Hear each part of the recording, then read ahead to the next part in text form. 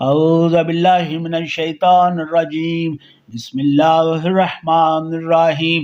السلام علیکم، میرا نام سید انتخاب حیدر کاظمی ہے اور میں انتخاب وائی ٹی یوٹیوب چینل کے ذریعے سے ایک تاریخی داستان جس کا عنوان ہے خدا سے تجارت کا دلچسپ واقعہ۔ ابو حمزہ سمالی سے منقول ہے کہ گزشتہ زمانے میں ایک شخص پیغمبروں کی اولاد میں سے تھا، بہت زیادہ مالدار تھا۔ وہ اپنا مال کمزوروں، محتاجوں اور مسکینوں پر خرچ کیا کرتا تھا۔ اس کے مر جانے کے بعد اس کی زوجہ بھی اسی طرح خرچ کرتی رہی۔ تھوڑی مدت میں وہ تمام دولت صرف ہو گئی۔ اس شخص کا ایک فرزند تھا، جب وہ بڑا ہوا جس کے پاس جاتا وہ اس کے باپ کے لیے رحمت کی دعا کرتے اور اس کے لیے عقل و نیکی کی دعا کرتے۔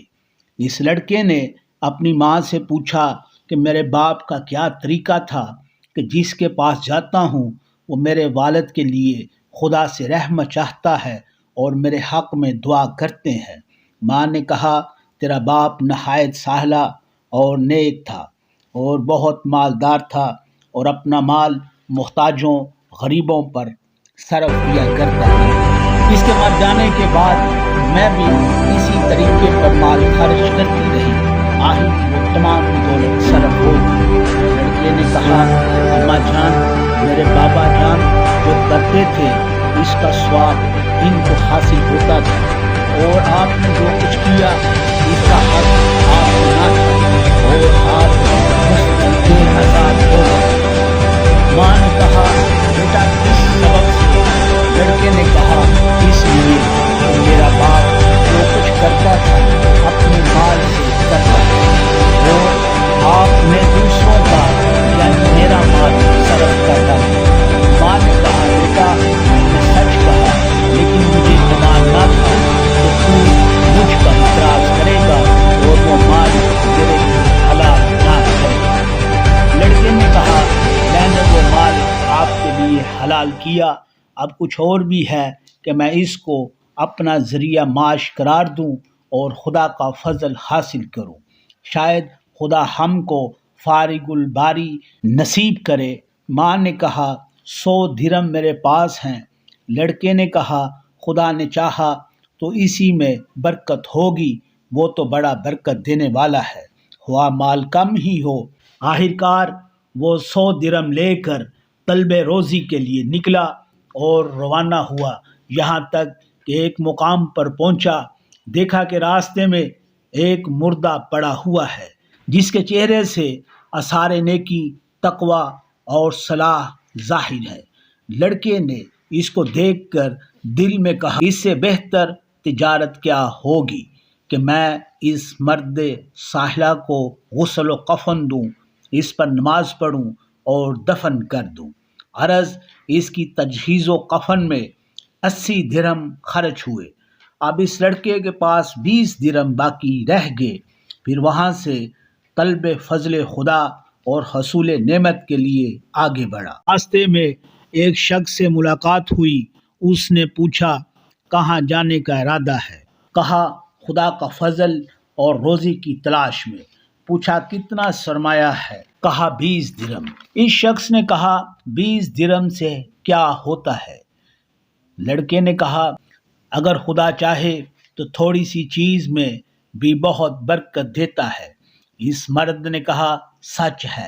اچھا، اگر میں تم کو کچھ بتاؤں تو میرے کہنے پر عمل کرو گے، لیکن شرط یہ ہے کہ جس قدر نفع ہوا اس میں سے آدھا نصف میرا حصہ ہوگا۔ لڑکے نے کہا، منظور ہے۔ تو اس شخص نے بتایا کہ اس راہ سے جس پر تم چل رہے ہو تم ایک مقام تک پہنچو گے، اس گھر کے لوگ تمہاری ضیافت کریں گے، تم قبول کرنا اور ان کے مہمان ہو جانا۔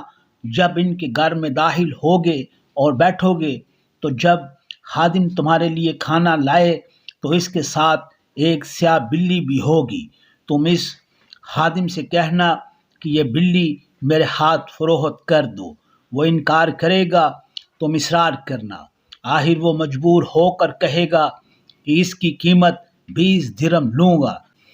تم 20 درہم دے کر بلی لے لینا، اس کو ذبح کر کے اس کا سر جلا دینا، پھر اس کے سر کا مغز لے کر فلانے شہر چلے جانا، وہاں کا بادشاہ نبینا اندھا ہو گیا ہے، وہاں لوگوں سے کہنا کہ میں بادشاہ کا علاج کر سکتا ہوں، اور ان لوگوں کو دیکھ کر خوف مت کرنا جو بادشاہ کے علاج کے لیے آئے تھے۔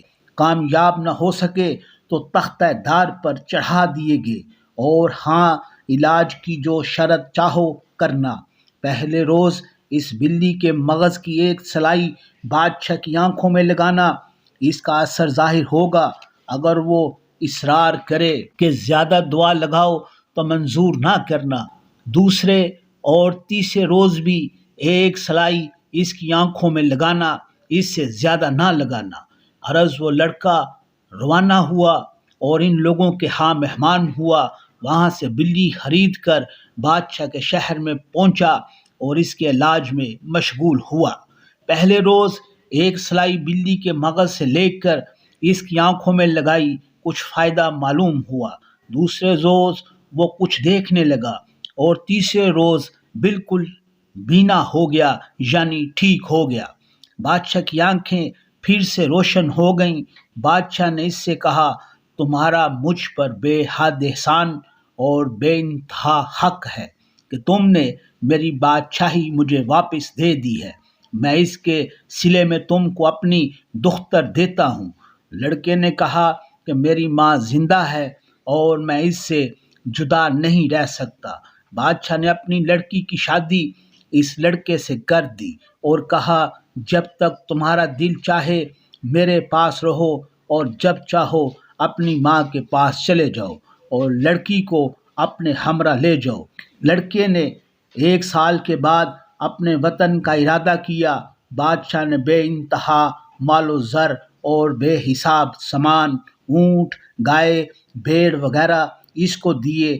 لڑکا اپنی زوجہ اور تمام سامان کے ساتھ روانہ ہوا اور پہلے اس مقام پر آیا جہاں اس شخص سے ملاقات ہوئی تھی جس نے اس کو علاج کا طریقہ بتایا تھا۔ وہ شخص اسی جگہ بیٹھا ہوا تھا۔ لڑکے کو دیکھتے ہی اس نے کہا، صاحبزادے، تم نے اپنے عہد کو پورا کیوں نہیں کیا؟ لڑکے نے کہا، بادشاہ کے پاس رہ کر جو کچھ میں نے کھایا پیا اور خرچ کیا، ان تمام گزرے ہوئے مال و نعمات کو میرے لیے حلال کر دیجیے، اور موجودہ مال و متاع جو کچھ میرے ساتھ ہے اس میں سے آدھا حاضر ہے۔ لڑکے نے تمام سامان کے 2 حصے کیے اور کہا، جو حصہ آپ کو پسند ہے لے لیجیے۔ اس شخص نے کہا، تم نے انصاف سے کام نہیں لیا۔ لڑکے نے پوچھا، کیوں کر؟ اس شخص نے کہا، یہ عورت بھی تو اس کمائی میں شامل ہے، میں اس میں بھی شریک ہوں۔ لڑکے نے کہا، آپ نے سچ کہا، اچھا تمام مال و زر تم لے لو اور عورت کو میرے لیے چھوڑ دو۔ اس نے کہا، میں تو عورت میں سے بھی اپنا حصہ چاہتا ہوں۔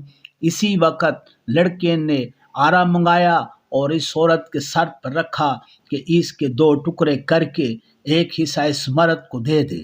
تب اس شخص نے کہا، ہاں اب تم نے اپنا عہد پورا کر دکھایا، یہ عورت اور یہ تمام سامان اور مال و زر سب کچھ تمہارا ہی ہے، لے جاؤ، مجھے کسی چیز کی ضرورت نہیں۔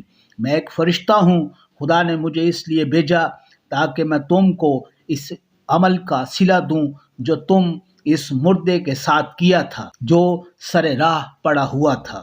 الہ العالمین اللہم صلی علی محمد وآل محمد۔